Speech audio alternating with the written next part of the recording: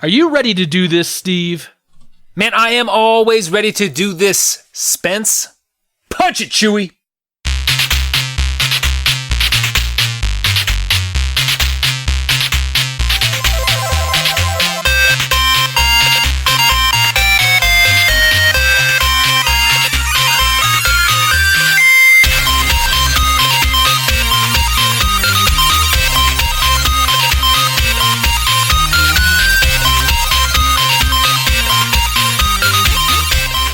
Welcome, super friends, to the Fortress of Nerditude podcast, a safe place to talk about all things in nerd and pop culture. I'm Spencer Stapleton, and my co-pilot, as always, is Steve Madura. Welcome to our humble fortress. We're two best friends that, despite being fathers and husbands, we just refuse to grow up. Thank you for joining us. This is episode number 41. We release every Thursday morning on iTunes, Google Music, Stitcher, or any other place you get your podcasts. Steve? Don't forget to wipe your feet when you come in. That's all I gotta say. 41 episodes in, man. We're past the old man mark, so to speak. We're now at 41. How does that feel to you? Hips still hurt, just like last week, but feeling fine, man. I'm ready to go another 40. What do you say? I'm ready to go a lot more than that. No, we're stopping at 81. That was always my number, Stapleton. 81. No more. No more. Well, how are you? That's how have you contractual. been? I've been good, man. We had a holiday yesterday, Labor Day, and so we didn't actually record Monday night, which is unusual for us. And so This is a Tuesday night show. So tell me, with that extra day that you had, how was your week, man? What crazy hijinks did you get up to? Cleaned my garage. Ooh, Cricket. Fancy. No. Here's a funny thing. So I'm gonna work backwards. So yesterday, being Memorial Day, cleaned our garage. Carrie really wanted to. She's all about the minimizing. We're going through the house, as I've said before. So we have a 1-car garage because we live in an area that has older homes and they're bloody expensive. And so we took everything out of the garage. She wanted to go through everything.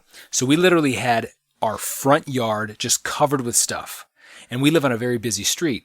And so we put some stuff over way on the other side of our yard on the corner and had a sign that said free, right? We had no less than 12 people stop by and be like, hey, garage sale. And I'm like, no, we're just cleaning. And they just start walking through our stuff. They're like, hey, that's a nice Diamondback bike. I'm like, yeah, it's mine. We're just cleaning. This isn't for sale. Wow. Like I had to, they would just walk through looking at stuff, picking stuff. I'm like, I'm sorry, this is not for sale. I had to tell people, and it wasn't like a language barrier. They were, speaking the same language I was. So it was pretty funny. Carrie's always like, bro, I'll give you $5 for that stack of magazines. Yeah, I'll give you $3 for the little girl. I'm like, she's not for sale. What do you get out of here? These are my children. How much for your little girl? How much for the women? Exactly. That's right. Blues Brothers, John Belushi.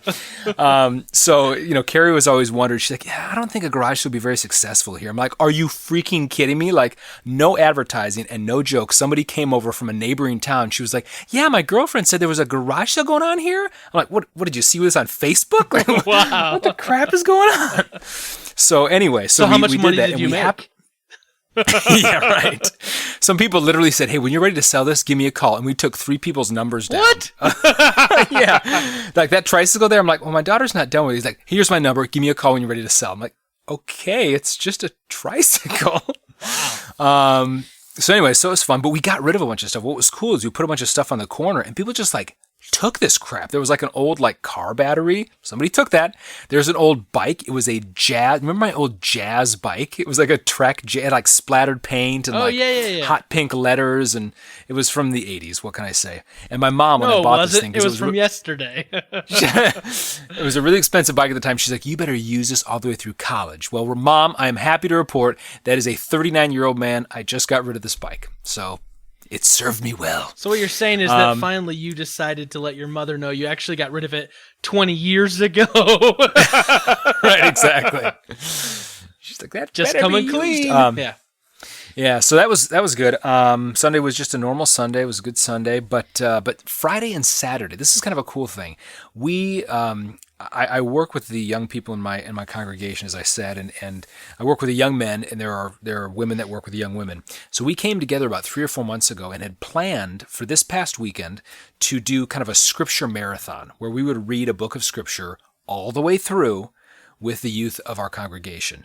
Now you'd think like, youth from 12 to 18 years old, like the last thing any of them would want to do is sit at somebody's house and read scriptures for 2 days straight. And I literally mean straight.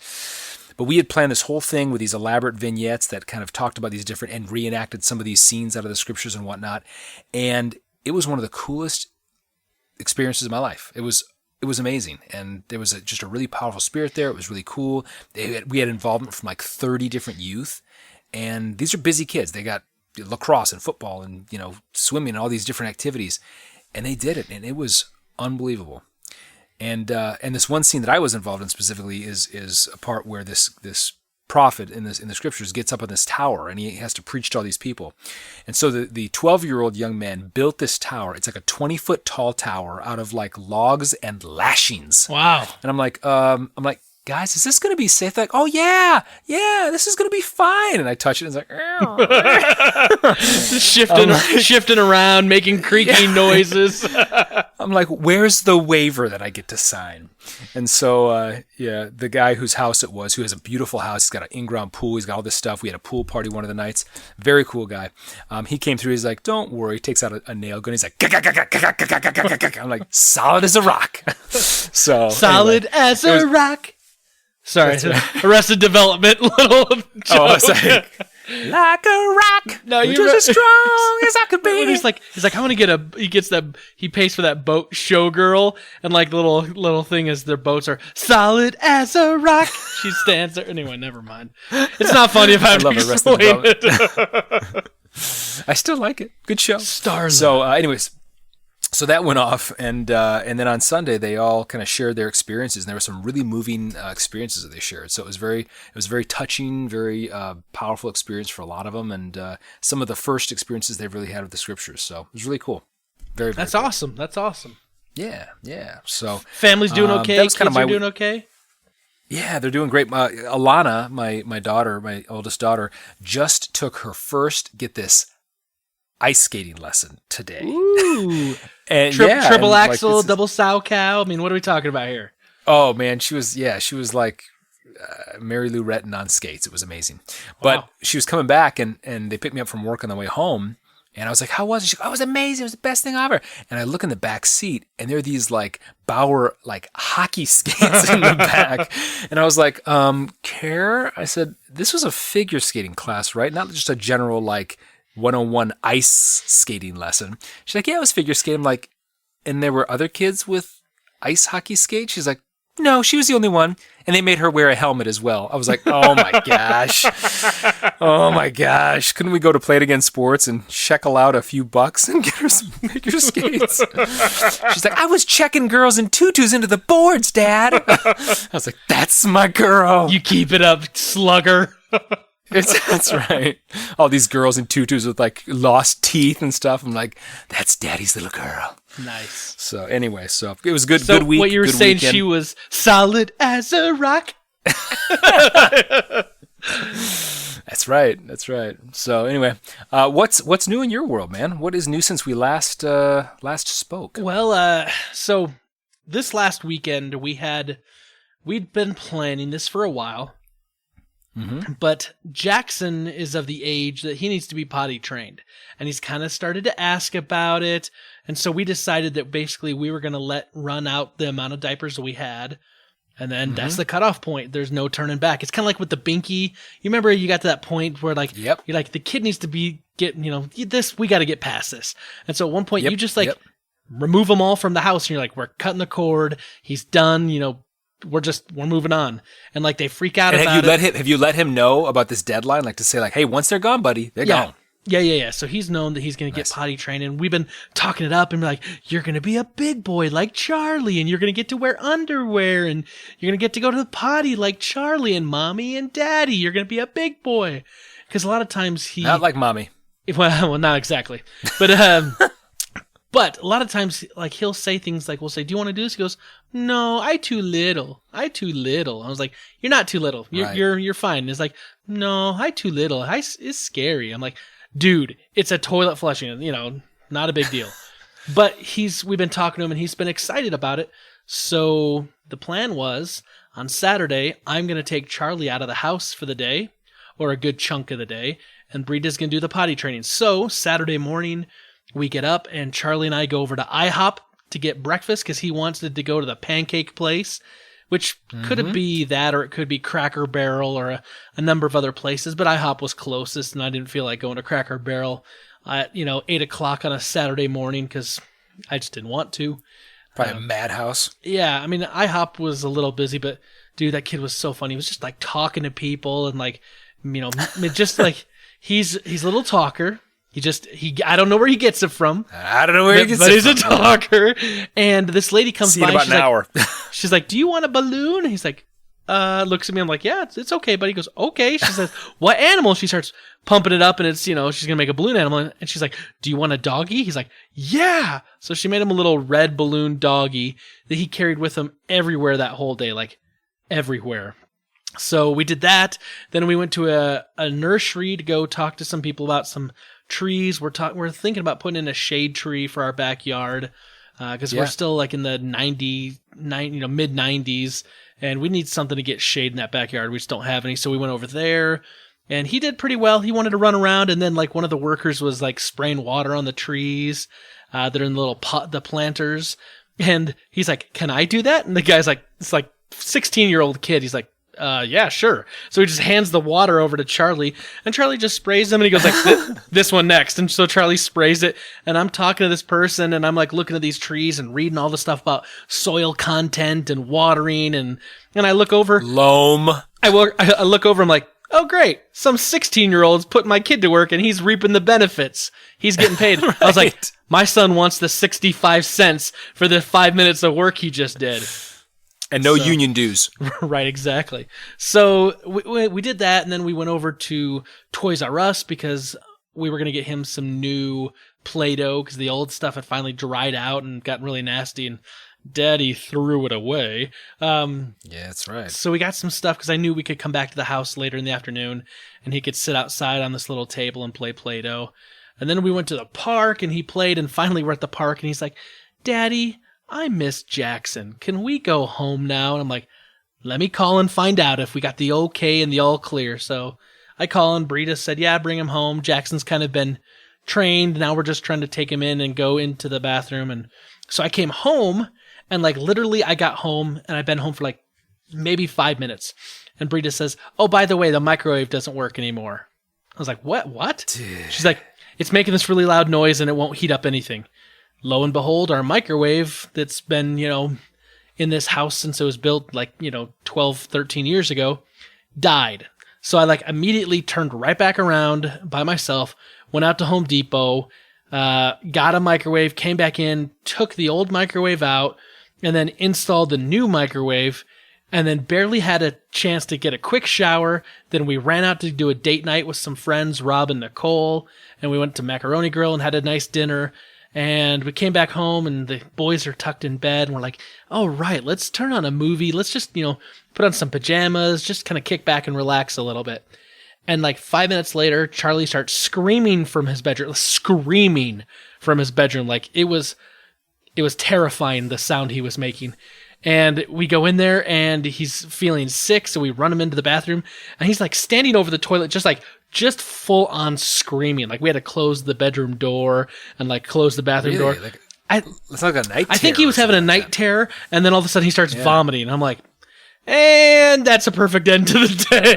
It was just like this super busy like day. And so then on Sunday, like we didn't go to church because he was sick. And so we were afraid, like, if he'd had a bug or something, maybe we didn't want him giving it to the other kids. And so we didn't take him. And then, of course, we were doing potty training. Monday, we had our basement carpet got replaced. The carpet guy came in and laid down carpet because This is all stemming back to the hot water heater that busted months ago. If you remember that, we've had like 15 contractors in and out of the house doing like, this guy only does the drywall, this guy only paints, this guy only does baseboards, this guy only does the padding, this guy only does the carpeting, this guy only does the inspections. All covered through insurance, right? Yeah, all go into insurance. So, heck yes. But it's like all this back and forth. And anyway, so like we did carpeting. The carpeting guy came on Monday, and then I did some painting, and I finished painting this one wall that kind of bridges between our front living room and our kitchen. Except then we realized that the white that we have in the front living room is just slightly off from the white we put in the kitchen. So that meant I had to pull everything away from that one wall that joins and put a fresh coat of paint on that wall too. So I did some painting. The bottom line is, did Jackson get potty trained? Okay, so in one day. So here's the thing. He had, on that Saturday, he had one accident, one pretty big accident, and then he had one really big success and like 2 or 3 small little successes. And then on Sunday, I'm trying to remember how this worked. Sunday, like he had one or two little successes and one little accident. And then on Monday, he didn't go to the bathroom all day. Not all day long. And so holding out. So this morning he woke up and he had peed the bed at like 6 a.m. and of course he's in like a nighttime diaper, but like it was everywhere. Like he was soaked. All his pajamas were soaked. Like that boy just had been hoarding it all day long. So anyway, I think what helps though is having an older sibling of any kind. Having an older sibling that they can kind of show you the ropes and that the youngers want to be like. I'm telling you, like our younger two, man, they just kind of did it themselves. The first two, Addison and Carter, we had to work with and whatnot, but I don't know. Maybe girls are just easier than boys in that I regard. actually hear that all the time. Girls are easier than boys. Yeah. Now, the nice thing is Jackson wants to be like Charlie, and so he does look up to him. And today we heard from daycare that he had one little small accident because the daycare lady wasn't so on top of asking, but he went like 3 or 4 times with them taking him in there. Awesome. So, yeah, like it's, I give it 7 to 10 days and that's what I'm saying. Like a week and a half, 2 weeks tops, and he'll be totally fine, no accidents, just bang, get it done, take care of it, and move on. So the one really big question though is, what will you do with all the money you save from not having to buy diapers? I'm going to Disneyland. Yeah. Pay down debt, probably. I was gonna say you probably could with all the friggin' diapers. Yeah. Oh my gosh, they're so expensive. The only other things that's really going on is, we 2 weeks ago or so, maybe we talked about the Super NES pre-order madness that happened, and I saw that like people are getting like cancellation emails from like Walmart and GameStop, the people that basically ordered more than one. So they're basically saying like, we're kind of trying to cut out the scammers. So hopefully in the next little bit, they're going to open up some pre-orders and maybe I get a chance to snag one. If not, I'm still going to be out there at the cold of dawn waiting in line. But anyway, and then we've been watching on the old Netflix. We've been watching Arrow and Luke Cage and Friends. We started watching Friends because I think I ever saw like the first maybe 2 seasons of that. So we're kind of watching that together. And then, of course, the big thing in gaming right now is the big release of Destiny 2 comes out. It actually releases today, the day we record the podcast. And the servers went live about 30 minutes ago. So after we wrap up the podcast, I'm going to go upstairs and jump on the old PS4 for a little while and try to play the new Destiny game before I go to bed. Everything, of course, willing that servers are up and not slammed and, all that sort of thing. But that is cool. I forgot to mention, too, last night we watched, because we had a little date night last night, we watched Sully. Have you seen I haven't. That? Is that good? Yeah, Tom Hanks and Eckhart. Aaron Eckhart. Yeah. And it was pretty good. Carrie had seen it before, and so she wanted to watch it with me. And I don't know, I'm a big fan of real movies, right? That show true events and whatnot. Nonfiction, as it were. But Tom Hanks, always does a good job. Yeah. He's never going to go wrong with the Tom Hanks movie. Yeah. I mean, and it was directed by Clint Eastwood. Unless you're talking like maybe Bachelor Party back in the day. My left shoe or right. Splash, even though that was good. Oh, that was good. Yeah. No. Yeah, you can't go wrong with Tom Hanks. Well, I'm good. I'll have to check that out on your recommendation. Yeah, it was good. So, well, cool. What do you say? Let's do it. Let's do it. Let's do it. Let's jump the gun. Yeah. Too soon? It's too soon. I always have to let you know, many Bothans died to bring us this information. Rest in peace, you Bothans.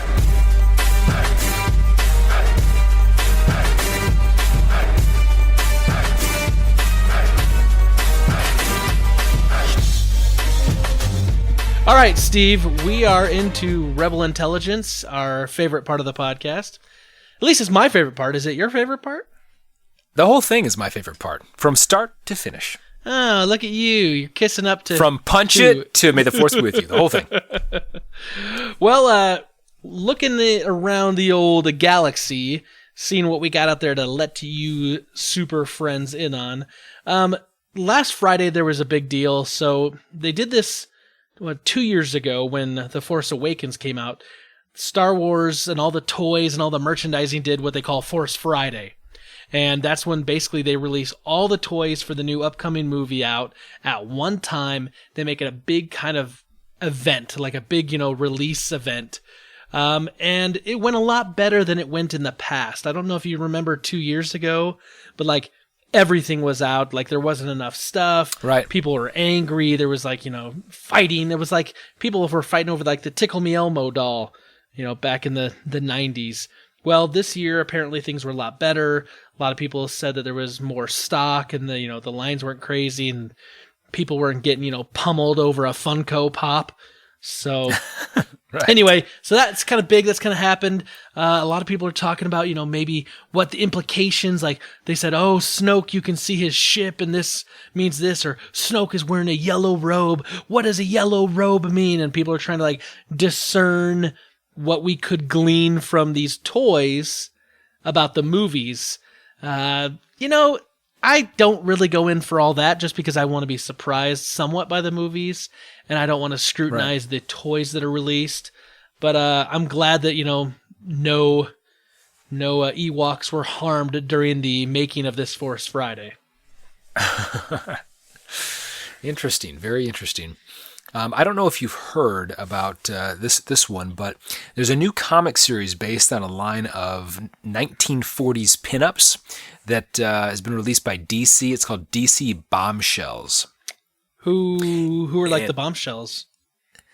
They're a mix of characters, but they're all female based, obviously, and they come from a writer, Marguerite Bennett, and she kind of took the narrative lead at this series, and it's basically set in World War II, substantial stories rooted in historic events, and kind of continues in this new. It's called Bombshells United, which is a series that features these kind of Wonder Girls, Donna Troy, Cassie Sandsmark, and who are basically second generation Japanese Americans whose families were held in these American internment camps that were not that well publicized, and basically kind of their travails at fighting against injustices and whatnot. Huh. And I thought it was kind of cool. First of all, just kind of based on just the design. The designs, if you look at some of the artwork, is really kind of cool. And but secondly, I thought the stories were kind of interesting, kind of with the coming out of Wonder Woman and how much critical acclaim that had received. Kind of this story kind of seemed to fit in that genre of a women-centric superhero series. I'm kind of looking at this right now while you're talking about it, and it looks like Wonder Woman's like one of the main characters in this comic series. But yeah, you definitely tell the art style like they're made to look like kind of like that 1940s kind of pinup style, yep. Right? Yeah, they'll be joining forces with Wonder Woman, and others. Yeah. Well, that's kind of cool. Yeah. So, yeah, kind of a cool thing. And as I was researching this, I think you've talked about this before, how, you sometimes get sucked into like the Wikipedia like vortex. Yes. Oh, easy. You're like, I'll click on this, and then I'll go to click on that, and I'll click on this. I'm like, it's been 2 hours. And it's interesting when you actually, and I've read about this before, but some of the, the executive order that President, I believe, Roosevelt issued right after Pearl Harbor was bombed, it was Executive Order 9066. Took about an hour and a half of discussion by Congress and about 30 minutes from the House to determine this thing, which basically said any Japanese Americans or any people of Japanese descent living on like West Coast or what they called military areas were basically just forced into these American concentration camps, basically. Now they weren't like, they weren't like the Nazis. The internment camps, yeah. Yeah, they were more like just work camps, and many of them were paid to work in different jobs, and they got like, minimum wage or whatever back in the day, and they were given food and medical leave and all that stuff. But just interesting to read about some of that stuff, and so anyway, kind of a cool thing that this is interesting. It's just the interesting thing is like how quickly that decision was made, and like I can't decide what I'm going to have for lunch in that amount of time. I'm sure you were like strolling through, Lowe's for 2 hours, like microwave this one. Do I want 120 watts or do I want 230? I was there for a while. I bet you were. Do I want the eggshell or the biscuit color? It was more of, making sure it fit in the size. And then, of course, it had to be white to match our other stuff. Anyway, it was a whole thing. And yet it took Congress an hour and a half to intern 120 Americans. 120,000, Americans. Yeah, not that we're making light of that, because we're not. But we're not. We're making fun of me and Home Depot trying to figure out let our sponsors microwave. know.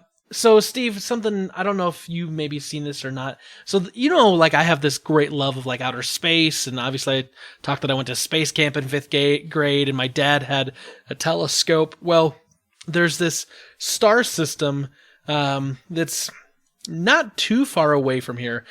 And of course, I say not too far away. I mean, in the terms of outer space, right? So there's this planet or this group of planets called TRAPPIST-1, and it's located 39 light years away. So if you're traveling at the speed of light, it takes you 39 years to get there, right?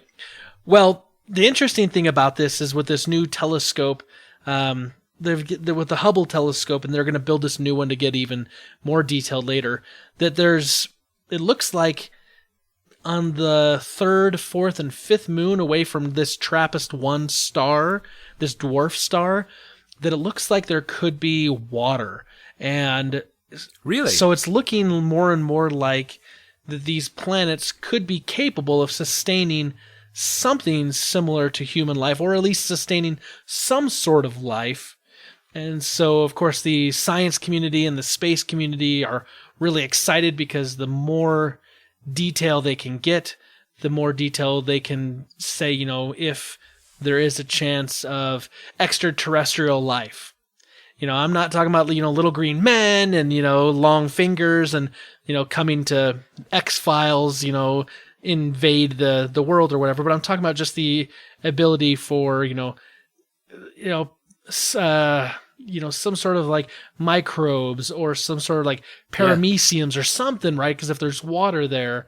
And so it'll be really interesting to see as the years go by, like what more they find out. And because we always talk about this idea, like what's going to happen when we do find a planet that could hold humankind. Are we going to be able to one day find something and then make the means in order to travel there and start spreading out amongst the stars? Yeah, and then build a Disney World there. Absolutely. Right. Kids, we're going to Disney World TRAPPIST-3. That's right. Well, I think you really missed the mark. I think the story really misses the mark here, because I think, where the real opportunity is here is think about the bottled water. You always talk about like Ice Mountain, the artesian water from the spring of Tibet and Lake Titicaca. You want to talk about some good water? TRAPPIST-3, baby. 39 light years away. Boom, baby. This water took 39 years to come back to you, cleaned from the cold depths of outer space. So it has that crisp chill that says, "That's right. Hello, you're here." I don't know. Just say outer rim. Speaking of Outer Rim, actually, director Ron Howard this week brought some news to fans via his Twitter feed, which has been kind of cool. He's actually been, keeping fans really kind of giving him a behind-the-scenes peek at some of the stuff he's doing. And it was confirmed via his Twitter feed that none other than Paul Bettany is going to be joining the yet untitled Han Solo film. Right. Which is pretty cool, man. Pretty cool. I love Paul Bettany in anything that he's in. And also ironic that he plays Vision in the MCU, which is, he's out there already. His best role is Jarvis. That's right. Where you don't see his face, it's just his voice. That's right. Mr. Stock. Mr. Stock. Anyway. This is talk. But it was kind of cool as well. So he's, Iron Man Jarvis. He's in Vision in the MCU. Also is, reacquainting himself with Mr. Ron Howard from their Beautiful Minds role and Oscar-winning film there. So, but a great actor, and he'll be a great addition to the film. I know he's replacing an actor that Michael K. Williams. Yeah, Michael K. Williams, who I really like that actor. But I guess they had to do reshoots, and he was already involved in something else, right? So he couldn't come back for the reshoots, so they had to basically recast his role or change his role. Yeah. Said he had to give up the role due to scheduling. I think he had a haircut scheduled for that. I don't know what it was. It's like I was back in the day when I was like, I can't go out with you, Steve, because I'm going to wash my hair that night. I'm like, oh, what about the next night? She's like, conditioning. I'm like, oh my gosh. That's too bad. That's too bad. Think about it. If you're an actor and you're like, yes, I get to play a role in a Star Wars movie. Right. And then you film it, and then they call for reshoots, and you can't go back for the reshoots, and so you get cut out. Oh, that would be heartbreaking. And what if it was something really crappy, you signed up to do some infomercial because you were between gigs? You're like, oh, I got to sell Ginsu knives for this. I'm just doing a commercial for Trappist 3 water. We can't do this another time. It's taken 39 light years to get here. You couldn't give it another week? Right. Oh my gosh. Well, I've got some good news for you. Give it to me. If you want to consider it good news. So, you know how one of my favorite movies of all time is Raiders of the Lost Ark? I know that, yes. I love that movie, and anytime people talk about it or it comes on TV or they say, hey, we're going to re-release it in a movie with 2 extra seconds, I'm like, done, let's go. I love this movie. Well, in the old Indiana Jones realm, they're going to do a 5th movie with Harrison Ford. But nice. They've just said Shia LaBeouf's Mutt Williams will not be in the movie. Oh my! Isn't he basically like the equivalent of Jar Jar Binks is to Star Wars? Kinda. He's like the equivalent. Shia LaBeouf is the Jar Jar Binks of Indiana Jones. Yeah, I mean, he was pretty... I've coined the phrase, just so everybody knows out there. He was kind of bad in Kingdom of the Crystal Skull, and kind of the way they tried to shoehorn him in to make him kind of seem like he's going to be the next Indy, and then you find out he's actually Indy's kid. I'm like, oh, bleh. So, when I heard that Shy Crazy Boy LaBeouf isn't going to be in this movie, a little part of me just jumped for joy. Just was really happy. Hooray. So, yeah. Interesting. Well, speaking of actors that are in or out of movies, this one is much more of a what we'll say long shot. But as you know, the Joker origin movie that I think we talked about last week or 2 weeks ago, which is totally outside of the continuity of the DCEU, which makes no sense. Just saying. Which makes no sense, but is still very intriguing based on kind of the star-studded kind of lineup they've already, kind of wrangled in, which I know it's not official yet, but I know that they're talking with Scorsese, who's kind of shied away from these kind of tentpole, type of studio-controlled blockbusters. Scorsese says he's going to direct it, right? Exactly. So, and what I didn't realize, though, is they got Scorsese as a way to lure the likes of none other let me take a guess. Let me take a guess. I've got a guess. Go for it. Ben Affleck. He's going to play the Joker in this movie. He's going to play Joker and Batman. And Batman. And he might direct it after Scorsese jumps out of the director's seat. Sorry. No. Take one more guess, though. Who works with Scorsese? Always. His right-hand man. Leo. Love and Leo. Loving Leo DiCaprio. That's right. So again, total long shot, total, Really? hearsay, but he may very well come on to play the Joker, which I think would be huge. I think that would be like Heath Ledger playing Joker. Yeah, I mean, so a method actor.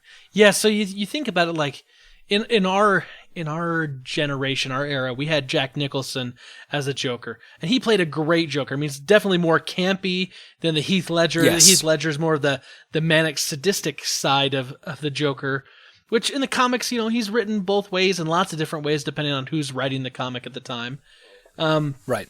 But Jack Nicholson, Heath Ledger did great Jokers. Can you imagine Leo? Like, dude, Yes. that could be good. That could be really good. Now, again, far from being, official, far from the deal is nowhere near being done. No formal attempts have been made, no talks. But, stranger things have happened. Wow. Let me ask you this. If Leo gets the role, okay, this is now we're tinfoil hat time, right? Leo gets the role, Right. and he just kills it. I mean, just kills it as the Joker. What do you think the odds are that Warner Brothers would then be like, let's replace Jared Leto in the continuity and put in Leo? I mean, seriously, right? Yeah. I mean, would it be kind of weird though that he would be kind of on an offshoot, non-contuitous, path this way, and then they would pull him onto a, something in would the it realm? be weird? Yes, absolutely. Would it be outside of Warner Brothers' crazy, we don't know what we're doing plan? No, not at all. Like, they could do it and people are going to go, True that. yeah, this is Warner Brothers. This is the kind of a weird move and we don't understand it and it doesn't make sense and the continuity's all Just screwed roll up. with it. But, I mean, it's Leo. Come on, let's go. I mean, Yeah, that would be awesome. I'd be So down for stay that. tuned. We'll see what happens. I'm going to wait with bated breath on this one. I like that Well, idea. and before we move on, though, what's kind of cool is that, this is kind of the attempt, I think, and maybe this isn't so crazy of Warner Brothers, to try to create, a line of superhero movies that are on par with other, I mean, they were pushing, I think they're pushing for, 2018 Oscars for Wonder Woman. They're trying to differentiate themselves from other superhero franchises that are, like you said, campy and all the rest, that are actually legitimate movies. Let me ask you this. When someone says Wonder Woman, in the back of your mind, do you always go, Wonder Woman? The old 70s Linda Carter. Does that play through the back of your head? That's just me? Does not. Is that just me? That's Super just Friends, this isn't the question of the week, but let me know if you hear that when someone talks about Wonder Woman, because I want to make sure I'm not the only crazy one on this podcast. Wonder Woman! I didn't do that. That wasn't No, me. that wasn't you? Just the voices in your head. No. Oh, I used to think Linda Carter, by the way, was so hot when I was younger. And then I got to a point where people started talking about my mom looking like Linda Carter. I was like, nope, I'm done. She doesn't do anything for me. She doesn't do anything for me anymore. I was like, It'd been really weird if the opposite was true. right. Yeah, she's hot. Here's something I wanted to talk about. So technology-wise, right? We know that Apple is really big. We know that, the iPhone's been really big. And the Apple Watch has been really big for them. So here's this thing that, by the way, our super friend Jason both sent this to us. Every once in a while will send me funny little things or things he think I should read. Basically, the Boston Red Sox have been caught cheating in baseball. Basically, what they've been doing is they have been at Yankee games, which makes it even worse for Boston Red Sox and Yankee fans because those two don't get along. Right. The Red Sox have actually been using the cameras and stealing kind of the signs the catcher is giving the pitcher. And then the guy who's recording it on the film is then sending it to an Apple Watch for the batter's coach, the hitting coach. And then the hitting coach is giving in the signs to the player saying he's throwing down and away. He's throwing a slider away. He's fastball down the middle. And basically giving the hitters the upcoming pitches. And he's using an Apple Watch, they're relaying it through an Apple Watch on the field. So the batting coach gets the pitch, and he then gives the sign to the batters. Yeah. So the batters know ahead of time, hey, this is a fastball down Broadway. This is a cutting away curve. This is going to be a slider that is just going to go high and away. This is going to be an inside knuckleball. They know what's coming up. and so it gives them an edge. So the Yankees have actually filed a protest with Major League Baseball against the Boston Red Sox, and Major League Baseball thought that there was enough evidence there, so they're investigating it. And then, of course, the Boston Red Sox are, saying, well, they're taping us, and people trying to steal signs in baseball has been going on for a long time, but I just find it very interesting that like now they're getting more creative and trying to use an Apple Watch for the batting coach that's on the field to get the signs to the things. Just kind of a little cool new way that technology is being used to cheat in Major League Baseball. That's just, taking it to a whole nother level. Right. A whole nother level. I wonder what's next. Corked bats. Drones. Corked bats and drones. Horse testosterone? I don't know. He's up there with 3 baseball bats. That kind of reminds me, though. You've heard about the whole the attempt of the LA Lakers to engage in tampering through communications with what's the guy's name? Gene. What's the guy's name? Paul George. That's the interesting Paul George. Yeah. So like Magic Johnson was on like some talk show, I think with, late night with, I don't even know who it was, Jimmy Kimmel or something, that he was like, yeah, we'd love to have him, yada, yada, yada. And then he's like, they get fined $500,000. Wow. Like, you can't say that. Yeah. Interesting. Anyway, cool. One thing I wanted to wrap up with, at least the last thing I had, was, and this is one thing that I took just because Spencer was too scared to even read the article. I'm a scaredy cat. It's cool, though. It's good. I'm just kidding. So Drew Barrymore, who is no stranger to horror, she's going all the way back to like Firestarter when she was a kid, which is kind of her first entree into movies, really. Pretty freaky. I think maybe besides E.T. Anyway, and then she's gone all the way up through Santa Clarita Diet, which and also Scream and some other things. She is producing a show called Black Rose Anthology, which it's going to be hosted on the CW, and it consists of hour-long episodes, written and directed strictly by women, and she's kind of the big name behind the show, producing it. But it's basically, it's going to explore some different types of little vignettes, and I think they're going to be fairly individual, at least from kind of what little standalone things.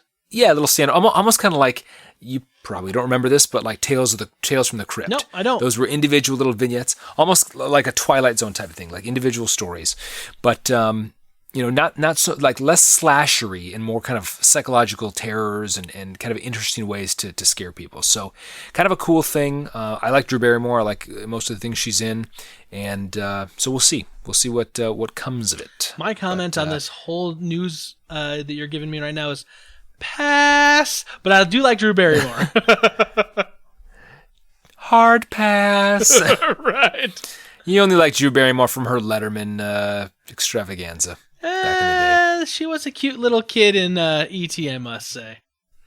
Yes, she was. Do you remember that? What was the name of that movie? Like My Date with Drew? Poison Ivy. No, not Poison Ivy. My Date with Drew, where like some guy made like some like documentary where he was trying to like get into an event. It was like a Charlie's Angels event, and he was trying to basically like score a date with Drew Barrymore. And she like totally like went out with him, She right? totally went out with him. And he's like this nerd. Yeah, and like he got her like a little like Snoopy snow cone maker because she'd mentioned that she had that as a kid and she really loved it and she was sad she didn't have it anymore. So like he found one and like brought it to her and like anyway, I just remember like Didn't they end up getting married or something like that? No. No. That's right. He totally bombed. No, but it was... Didn't bring home the bacon, man. It was something I remember, like, because I remember I watched that thing, and I was like, oh, this kind of seems kind of cool. But I remember, like, she talked to the guy, and, like, you could tell, like, the way she comes across in a lot of her movies, like, just being, like, really approachable and really funny and whatnot, like, that's how she came across, like, when it was, like, real life, and it wasn't like she was acting for a role. And I always like that, to see that from people that, what you see on the film is... The impression you kind of get is like if you met Tom Hanks in real life and he was like a world-class jerk, like that would ruin Tom Hanks for me. Exactly. So yep. No, I got that same sense, and I remember seeing that My Date with Drew show. That was pretty cool. That was a long time ago, like 2003, 2004 maybe. One last thing that I've got, and this is an interesting one, and it's one I'm excited to talk about. So we all know that Rian Johnson's doing Star Wars Episode 8, The Last Jedi, and Colin Trevorrow has been slated to direct Star Wars Episode 9. Well, not anymore. Literally, like yesterday, he dropped out of the project, and he will not be directing Star Wars Episode 9. Now, why in the world would you drop out of directing a Star Wars movie? Okay? Because you were not up to the task. Maybe. And to blow a Star Wars movie, like, I would probably bow out if I didn't think I could do a bang-up job, you know? Because that would ruin the rest of your career. I mean, that's right, but I mean, at the same time, if you nail it out of the park, I mean, oh yeah, you're always going to have work. So anyway, Colin Trevorrow is dropped out, so of course now there's like crazy speculation and crazy rumors about, you know, maybe J.J. Abrams is going to do it, or Ava DuVernay, or maybe Rian Johnson will do it. But there's one director that, like, this is crazy town time, okay? But there's one director that's, he's done some movies before, something you'd probably recognize. He's saying that, you know, he wants to do this. Or at least he said he wanted to do it in 1977. George Lucas spoke with Rolling Stone in 1977 and said that he wanted to do like the first one and maybe like the last one, and let everyone else direct the ones in between. And that's a direct quote. It says, "I think the sequels will be much, much better. What I want to do is direct the last sequel. I could do the first one and the last one and let everyone else do the ones in between." So, do you think this could be potentially, they're going to say, listen, this is the last movie in the main storyline of the Skywalker family. We're going to let George Lucas tie it all up together and put a bow on it and finish that storyline? Because let's be honest, we're going to get more Star Wars movies, right? You're going to get the standalones, right. And then I fully believe we're going to start getting, like, you know, spin-off movies that aren't going to be with the Skywalker Solo family. Yep. That'll go forward. But do you honestly think that Lucasfilm, Kathleen Kennedy, and Disney could potentially bring George on to direct? I think that would be kind of a storybook ending, but I don't think they would do it from a business point of view. I mean, I think he's had his chance. He had, you know, we all remember some of the other... Jar Jar Binks. Me's going home. So I don't think that they... No, I don't think so. I agree with you. I think that would be a nice storybook ending, but here's the thing. He sold his company. He sold Lucasfilm to Disney for whatever it was, like $4 billion, like, you know, crazy money, right? Right. Plus, he really kind of bashed The Force Awakens. I mean, he was, bashed maybe isn't the right word, but like he was pretty strong with his criticism. He didn't like the direction it was going, did he? No, and he also said that he thought it was just a retelling of A New Hope, which it pretty much was. I think we objectively can say that, but like he had some strong criticisms with the way things were being done and really didn't like it. But of course, he sold his company and sold his rights to this, so you know he can't really do much about it. I don't think Disney and Lucasfilm bring him back in for this one. If I were to pick a director, I would pick Irving Kershner, who did the old Empire Strikes Back. I would pick him to come back and do it if he was still alive and kicking and available and, you know, had the energy to do that. But yeah, I'd say a hard pass on George Lucas. While as much as I love what he created for us and his creation and his vision gave us this whole world, in the later years he became a revisionist and then did the prequels, and it's like, can we revise the prequels, please? Can we go back to the original trilogy the way it was intended to be seen, the way it was originally filmed, and then can we just revise the prequels out of existence? I'm okay with that. And so maybe, again, going back to the beginning, maybe that's why, Colin Trevorrow, he saw that even the great George Lucas, made a fumble, and it has kind of tarnished, maybe not tarnished his name, but, people have been like, George, crazy old Maurice. Crazy old George. He's like, at it again. He's like he's a crazy uncle that makes moonshine in the backwoods. Maybe Colin's just like, I don't want to take that risk. So maybe. I don't know. Maybe. Well, anyway. You should direct it. I should direct it. I totally didn't go to film school, and I've seen a whole bunch of movies, but I totally could do it. That's good enough. Those guns make that pew pew sound. I need more of the pew pew. Pew pew pew pew pew pew. Okay, we're good. Let's move. More cut. Let's move on. More pew. More pew. That's right. Well, that's all I had in Rebel Intelligence. Did you have anything else? Done and done. Okay, let's move on then. Last week we talked about the movie Split. Brita was on with us, and we actually said that we weren't going to ask you a question. We were going to let you ask us questions, and of course, our super friends here at the Fortress of Nerditude did not let us down. They came out this week, of course, by Twitter, which is at Fort of Nerd. They got to us from email, which is fortofnerd@gmail.com, and they got to us on Facebook, which is facebook.com/fortofnerd. And so, Steve, I got some questions for you. Are you ready to answer some questions? My palms are sweaty. My brow is furrowed. Let's do this thing. Okay, let's go over to Facebook first. We're going to start with Caleb Albers. He says, not sure if I'm commenting in time. I was gone for the weekend, but I have a few. Is there any old game that you would want to see remade today? What do you think, Steve? I would say an old game remade. Yeah, an old game. I really enjoyed this kind of offshoot game called Adventure Island. And it was a game where this islander guy would get a skateboard and he'd ride around and hop on eggs and whatnot. Kind of a weird game, but it was a lot of fun, and I think they could do some sweet things with it. I almost think of almost like a Turok Dinosaur Hunter type of adventure game. But more fun, more whimsical. I was thinking about this just while you were talking, and you remember Paperboy? Oh my gosh! I loved Paperboy. I loved that Paperboy, game. And I think something like that would be real cool. But it would have to be like in an arcade setting. Like I don't think that people were gonna flock to buying a new updated version of Paperboy on the PS4 or the Xbox One. But make some new graphics for that. Spice it up a little bit. I'd play that again. At least in an arcade. Yeah, get some dogs chasing you, get over some jumps and stuff. It's hard though because obviously these are they would still have to be fairly simplistic in their design. I mean, in their theme, I guess, or in their story, it couldn't be. They would never compare to like a Zelda or things like that have these multi layers and these huge worlds. But yeah, it's a good question though. Yeah, Caleb. I like that. He had Paperboy, he had two others, and I'm gonna pick one of them here, and then we'll move on. It says, what route would you want to see Stranger Things take in the future? So we know there's gonna be a second season, and they've talked about doing a third and a fourth season, and then probably calling it quits. So where do you want to see the story go, Steve?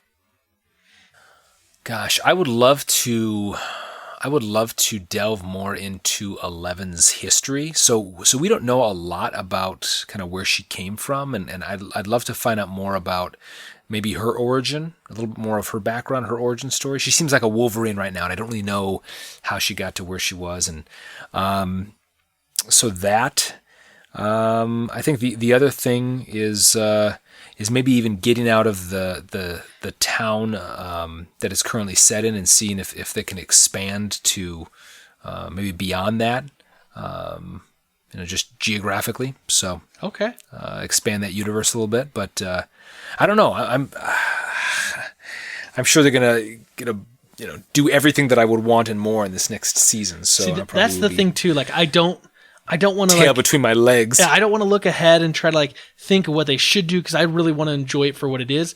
But I would love to see them playing more Dungeons and Dragons because I really enjoyed that, and I've gone out and bought the Monster Manual and the Dungeon Master's Guide and the Player's Handbook, and I'm kind of been talking to some people out there in the community, and think we're gonna put together a little D&D adventure night here pretty soon for noobs that have never played. So I'd like to see more of that. That's what I'd like to see. Yeah. The one thing that's difficult with this and that I really loved about the first season, the first half of the first season, was kind of the tension-filled, the suspense that was the build-up before you actually saw the monster. Yeah. In this new one, I think we're going to see a lot more of the monster. It's different, it's bigger, it's whatever, but I'm hopeful that there's still enough tension, that it's not just show the monster, run from the monster, fight the monster, show the monster. You want it to be like Jaws, right? Where you don't see the shark until the very end, but the whole time they're just building that tension. Exactly. I love that. Yeah. I want it to be palpable. Nice. They need to use the barbershop tone we were talking about a little while ago. Right? Right. Yeah. On Facebook, Eric Gifford, my brother-in-law, says, "What's the artsiest movie you're ashamed to admit you love?" Artsiest movie. Oh, I would say artsiest. Artsiest. I would say there is a movie. I don't know if this qualifies. I'm just going to go out on a limb here, but it's called Amélie.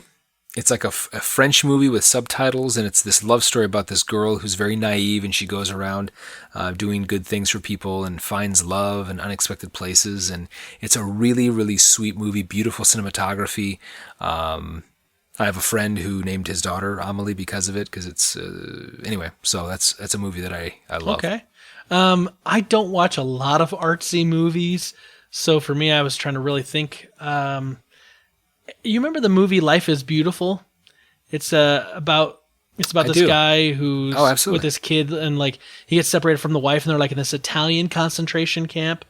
Right. And like I really, really enjoyed that movie. Like it was hard to watch, and like the whole, like, you know, it was in subtitles, and like him trying to like basically like not let his child know and understand the absolute like reality of like where they were and what was going to happen or what could happen. Right. And like trying to like, you know, make it seem like they were just, you know, this was normal. This was, you know, every day.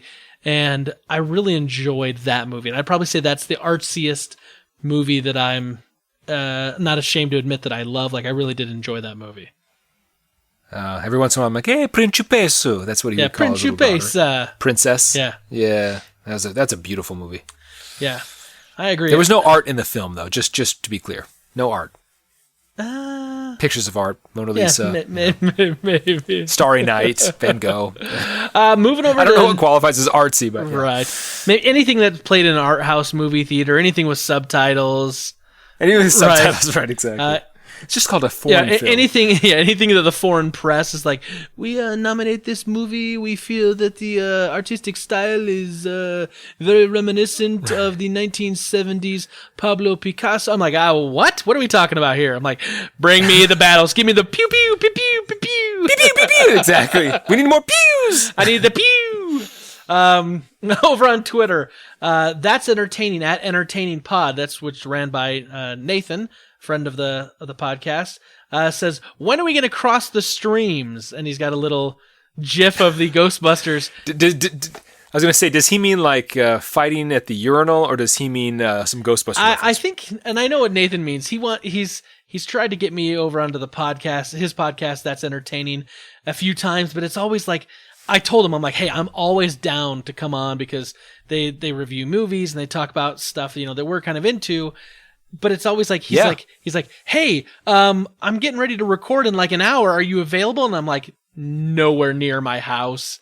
I'm like 2 hours away from my house. I'm like, I'd love to, but I can't. Or he's like, hey, what about tonight? Can you record? Have you seen this? I'm like, I've seen it, but I'm watching my kids. My wife's out.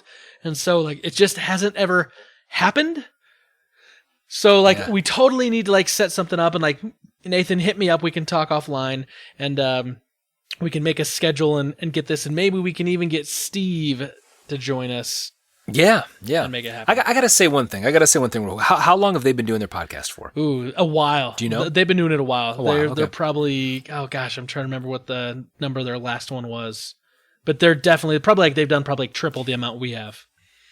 I just think it's so cool that in this digital age of technology and all the rest, that everyone, no matter if you're into gardening, you're into artsy movies, you're into whatever. They want finance, a piece of me. Whatever. Everybody wants some. I want some too. Little Van Halen. Okay, sorry. No, go ahead. This doesn't all revolve around you. Good guy.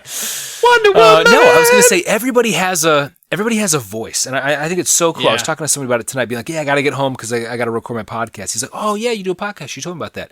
And we were just talking about it, that it's just so cool that everybody can have a voice. And so he told me about this one YouTube channel where this guy, it's called Because Science, and it basically explains. You should check it out. It explains all of these different things like Thor's hammer and how fast Flash is and whatever, but with science. And so the one that I listened to on the way home from Cub Scouts tonight was about Mr. Punch, or what is it? The punch? He's like some Japanime guy that punches. So he went into this whole like scientific algorithm about how strong his punch is, and if he did this, he'd punch an asteroid, and yada yada yada, and did all these calculations. But it was really interesting and fascinating, and it made science cool. And this guy that I'm talking to is a high school science teacher, and he uses YouTube videos all the time to make science cool. I just think it's cool. So we would love to be in your podcast. Keep doing what you're doing. Freaking awesome. I love it. Yeah, I agree 100%. Chowfie at that Chowfie says, what do you think of the choose your adventure type of shows that Netflix is providing? My son and I have bought in hard. And he says, if you're not familiar, there's a few out there. Buddy Thunderstruck, Puss in Boots, and Kong, King of Apes. And so, I don't know, Steve, if you've seen these.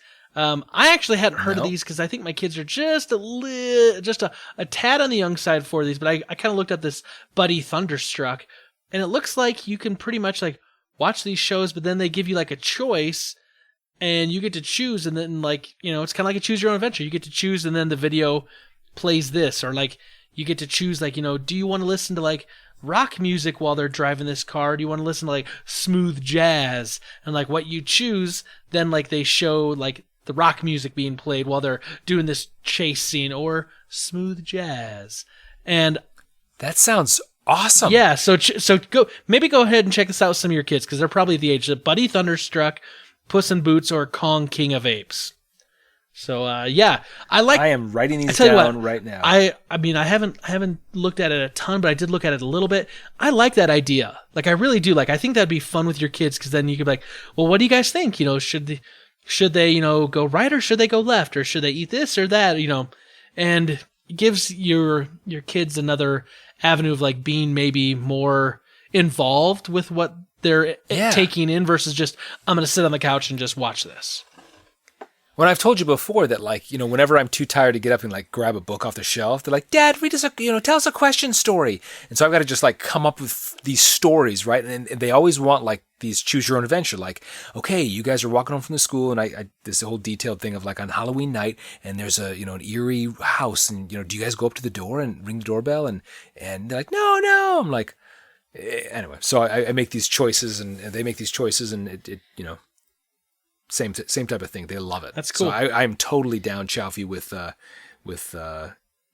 Netflix version of these things. I'll check it out after this podcast. Nice. While Spencer's playing PS4. Yes, little Destiny 2 action.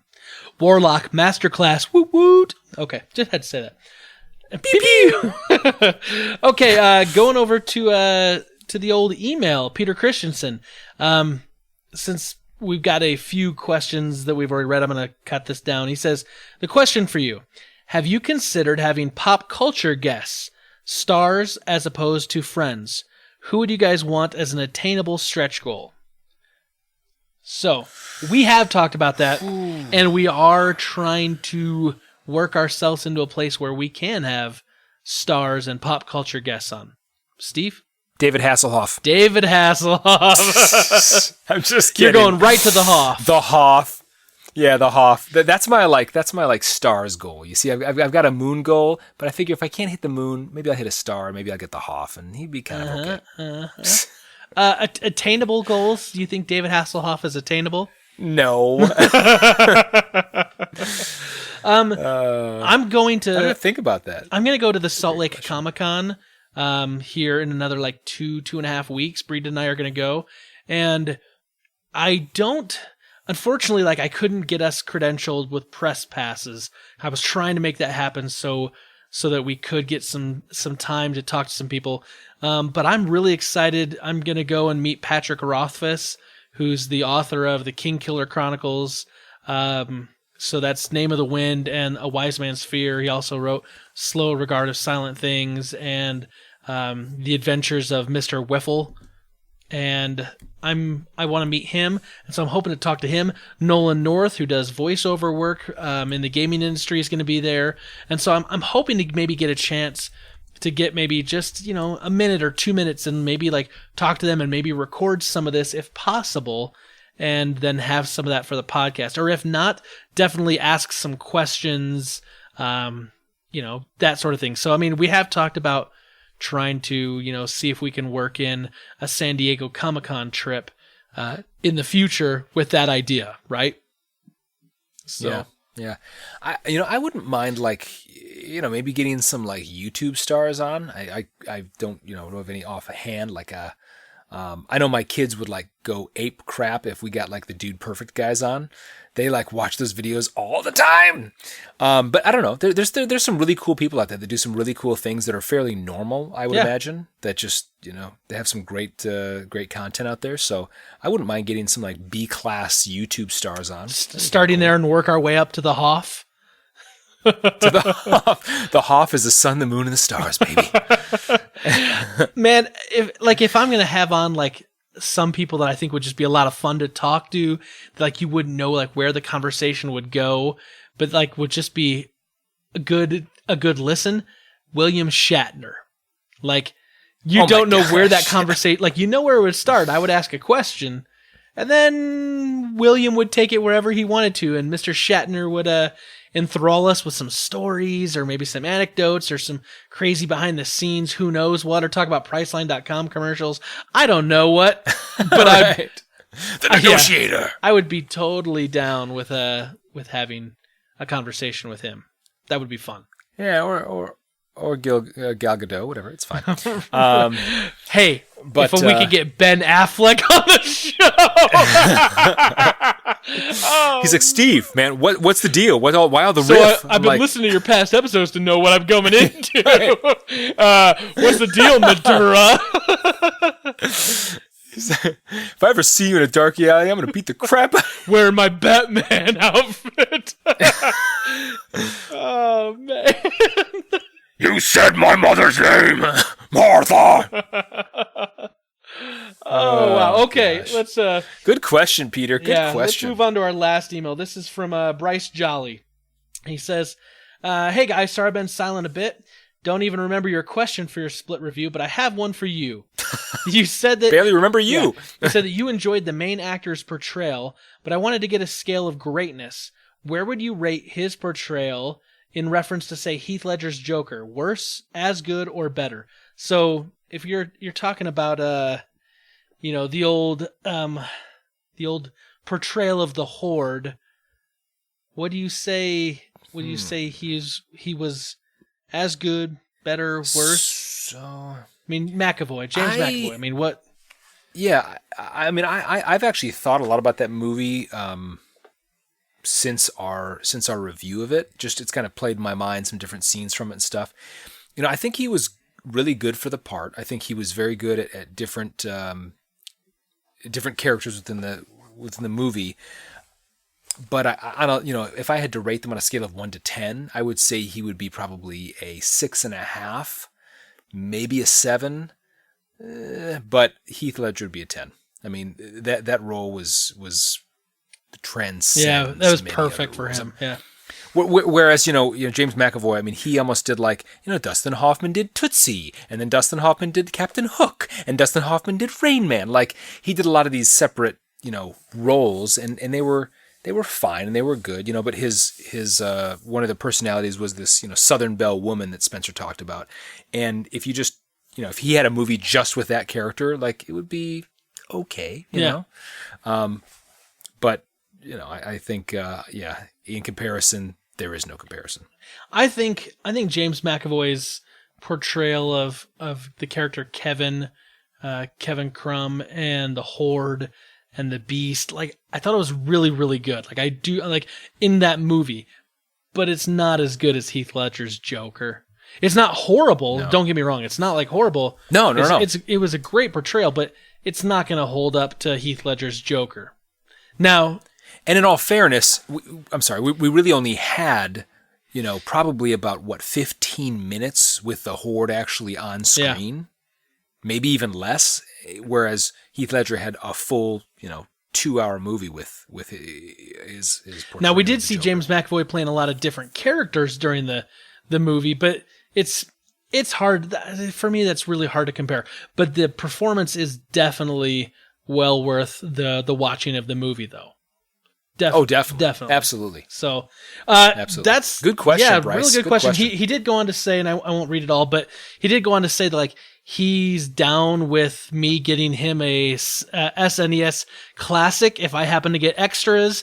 He says his boys are kind of in the realm of wanting this, and that's not really kind of in his wheelhouse, and he doesn't know. He said he'd probably find out too late that it already happened. So he says that if he comes across, or if I come across an extra one, that I can send it his way.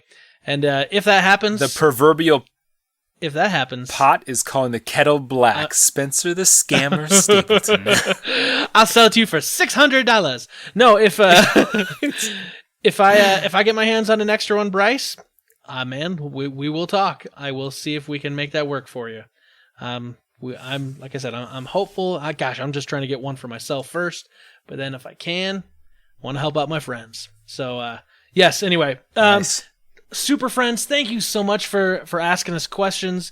I think we both agree that we really do enjoy taking the time to answer things instead of always asking and hearing your answers. It's kind of fun to switch it up a little bit. So thank you for doing that. We really do appreciate that. Steve, our Super Friends are doing a great job. They're answering questions. They're asking questions. But we need their help doing something. What do we need their help with? Friends, Romans countrymen, you got to get on iTunes. You got to rate us on iTunes. You give us a 5, maybe a 5.5, even an 11-teen. So that the Fortress of Nerditude isn't as hard to find as a refreshing bottle of Artesian Tappist 1 water. Outer Rim, Gotta get that Trappist 3 water, man. Wow, wow, wow, wow, wow, Trappist 3, wow, water.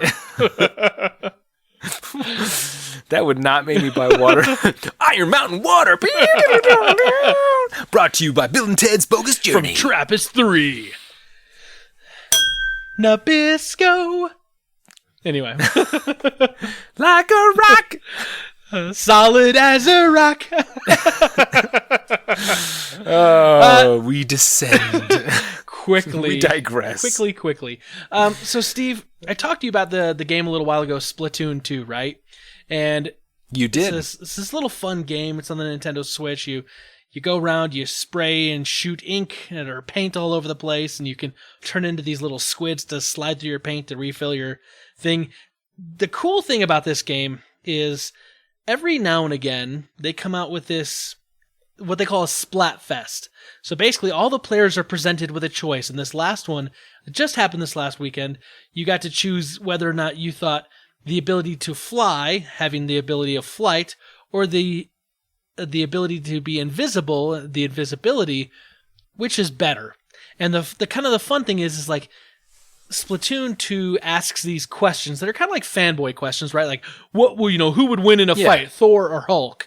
Well, we'll find out in Thor Ragnarok.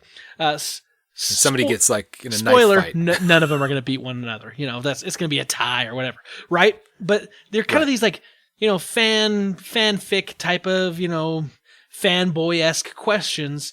Well, the cool thing is, like, in this game, they found a way to say, okay, you pick a team, you pick which one you think, and then you get to wear the shirt for that team during that, up to that event and during that event. And then, like, that entire weekend that it runs, it tallies the scores of, like, if you're on Team Flight or you're on Team Invisibility, like, how many times your team wins versus the other team.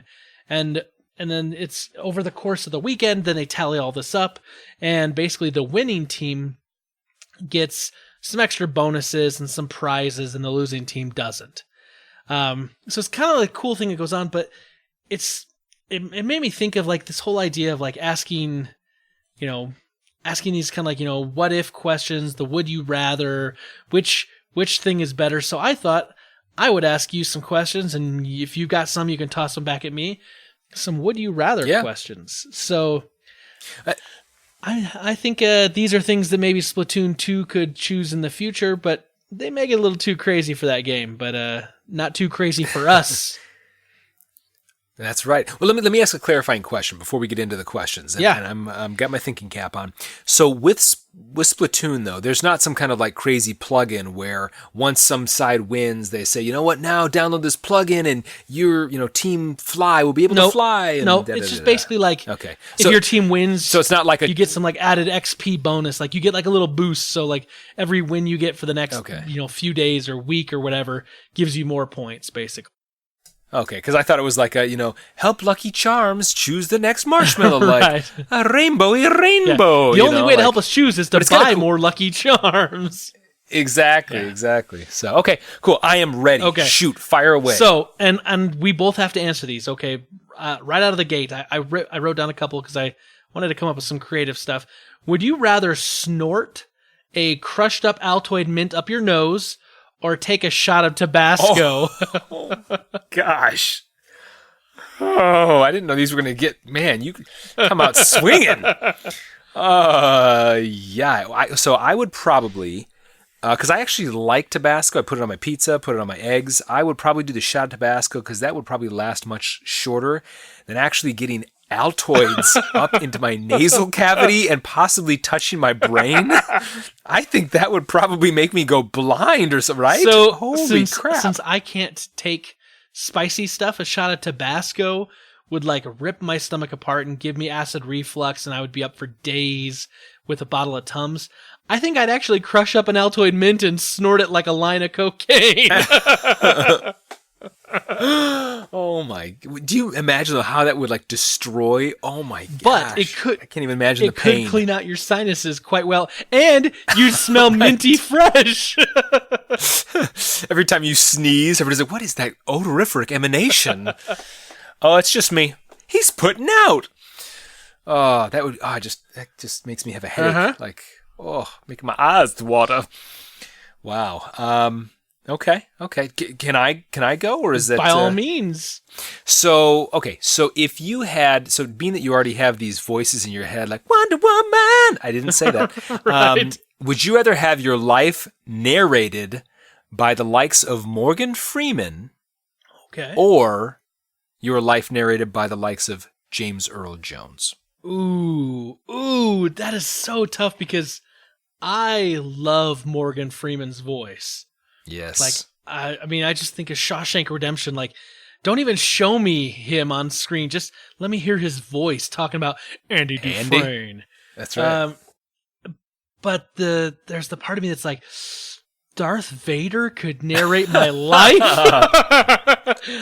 The Star Wars geek in me, the nerd that I am, says I've got to go with James Earl Jones. I have to. Really? Yeah. Now, do you think that it would, over time probably cause you to turn and you would like go to some camp and slaughter a bunch of, young Padawans? Maybe, I don't know. But all I know is like if like it's like, then he turned to the young campers. I'm like, woohoo! I don't know what I'm doing, but this sounds great. Oh man, I don't know. Morgan Freeman, his voice is so soothing, right? Like, I don't know. He just seems like, we have the BBC Earth DVDs, and they're narrated by Morgan Freeman. Freaking awesome. See, someone gave me those DVDs, but they weren't narrated by some Morgan English Freeman. dude, right? Yeah, it was some English guy, and I was like, what's John Ashcroft? I don't even know his name. Because I thought like originally the US one was done by Sigourney Weaver. Yep. And then Morgan Freeman maybe redid it. I don't remember. Or maybe did the second season. I don't know, but I got the British guy. Yeah. His name was like, but it wasn't Paul Bettany. If it was Paul Bettany that had done it, I would have been awesome. It would have been Jarvis. No. We got MF doing it.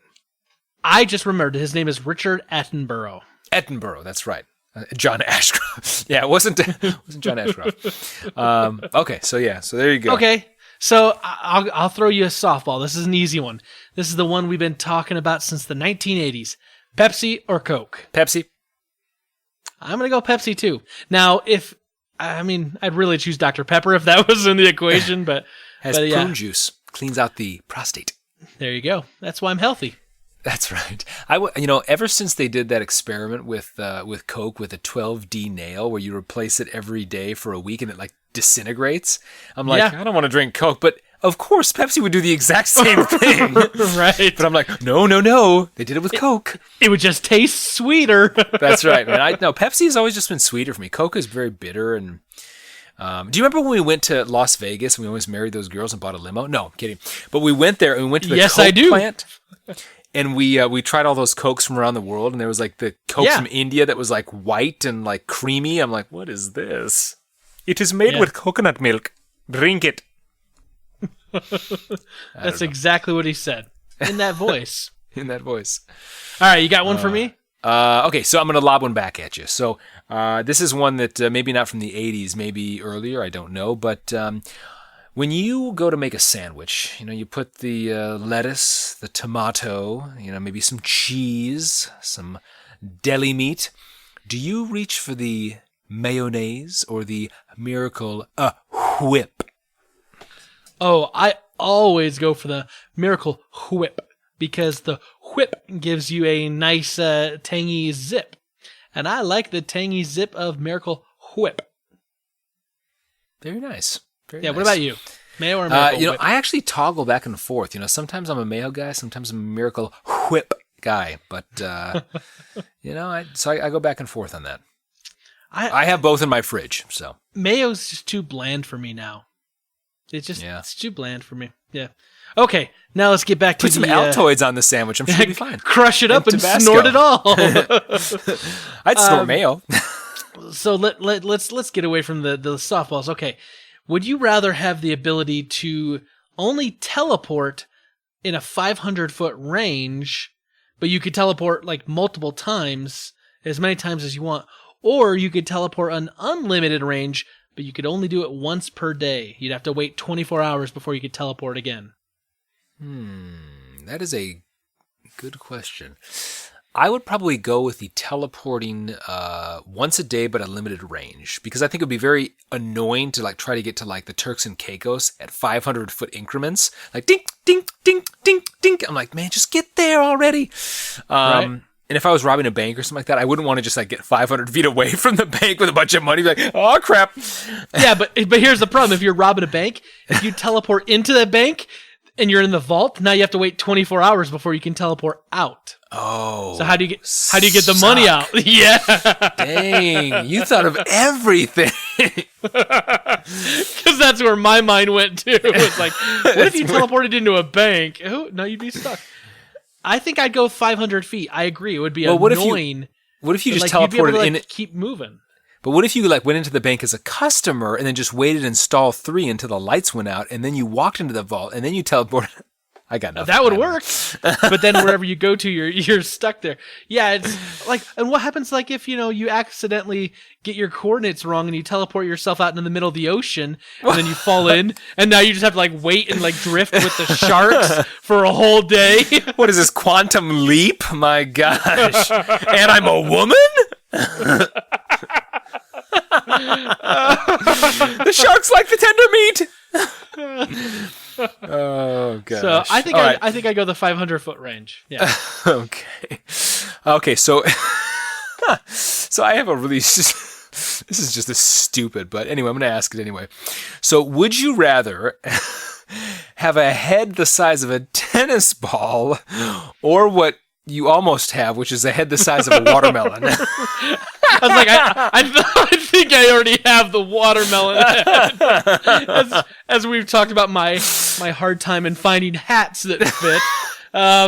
And your bald, the rotund baldness of the head. Like, this is a given. Sir, that's an umbrella. No, it's just a big bucket hat for me. This is a given. You can't answer this. It's a watermelon because I'd have more room for my big brain. That's why. That's right. Would you like the tennis ball sized head on your body? Who would want a tennis ball?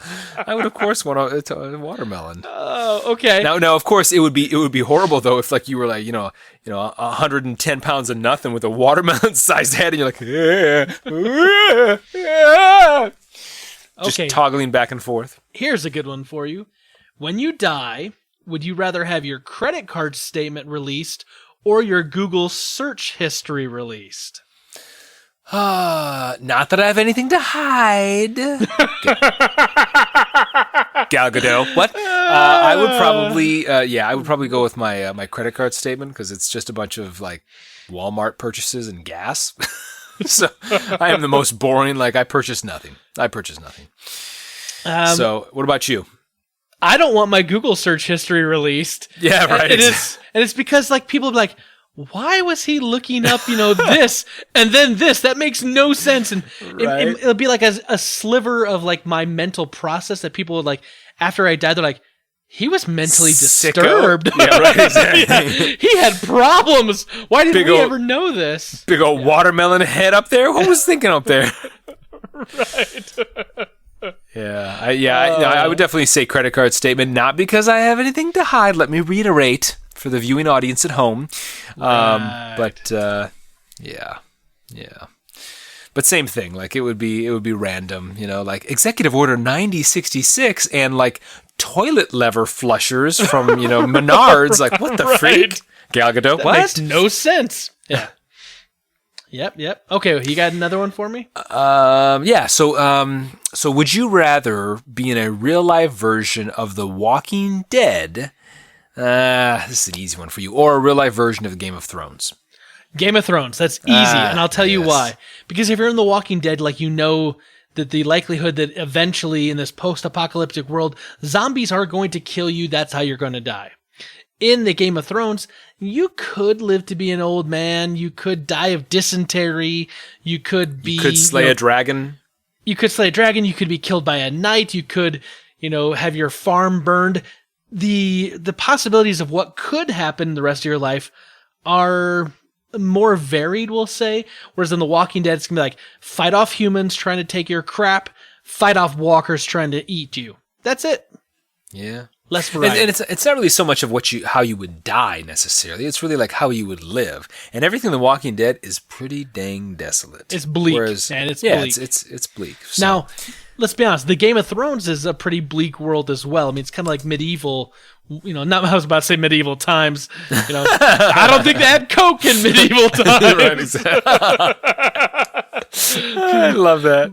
But that's so good. I get paid $6.25 an hour. Just choose the chicken or the turkey. I think living in the Game of Thrones world would be better than the Walking Dead world. Agreed. Okay.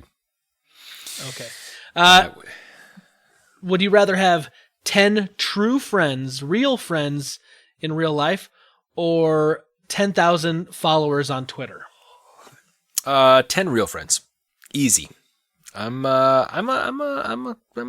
just a genuine kind of guy. I'm not about the subsurface, like, hey, I really like the picture of you and a kitty. Like, I really like that video that you posted of your lunch yesterday. I want people that, we get into the stuff, man, get into the feels, the heartstrings. I agree with you. I would go 10 real friends, but what if those 10,000 followers on Twitter were following you because you were like a best-selling, like, motivational speaker and you had a new book out and now you're trying to shill your new book and there's potentially 10,000 people that may want to buy that book? Oh, kick the 10 friends to the curb. Right. I was like, social marketing, man. This could be about money. And anyway, I agree with you. 10 friends in real life. 100%. And if I could teleport, I could teleport to those 10 real friends and then I could and then be schlock stuck, my wares and in then person. Be stuck with them for 24 hours. Would this guy ever leave with his artesian water? I'm sorry, I've got 17 more hours and then I can go back to Trappist 3 to get more water. All right, last one I got for you is, would you rather get chosen for the Hunger Games or the Triwizard Tournament? Ooh, Triwizard Tournament. And I say that because the Triwizard Tournament, that people have been known to die, but it's not necessarily a guarantee. Matter of fact, they've even said like they've tried to make things, more easier and like put more restrictions because they don't want anyone to die. The Hunger Games, it's like, hey, you're being chosen basically to die. Only one person out of, 24 is going to make it. The odds of you living are a lot lower in the Hunger Games. Absolutely. And with a watermelon-sized head, you're an easy target for arrows. Shut up, you! I like how you make the squishing sound. Go for the watermelon head. Pew pew pew pew pew pew. Oh, one shot did it all. Well, Steve, I've really enjoyed this. This is a lot of fun. We could go on for a while, but I want to end this discussion with a question to our super friends, and it's going to be one of the would you rather questions. And this is my question for you out there. Here it is. Would you rather know how you will die or when you will die? What do you think, Steve? Ooh. How you will die or when you will die? I think that I would probably want to know how I was going to die, because I feel like if I knew how I was going to die, then I could just avoid those scenarios and kind of by default determine when I was going to die. Like if I knew I was going to die on an airplane, I would take Amtrak all the time. Yeah, but if you know that you're going to die in a plane crash, what if it's a plane crashing on top of you? You're not actually on it. You know what I'm saying? Like, I'd have to know the specifics. I'd have to know the parameters of the deal. I was thinking about this. Like, if I chose how I will die, then does it change how I'm going to approach certain things?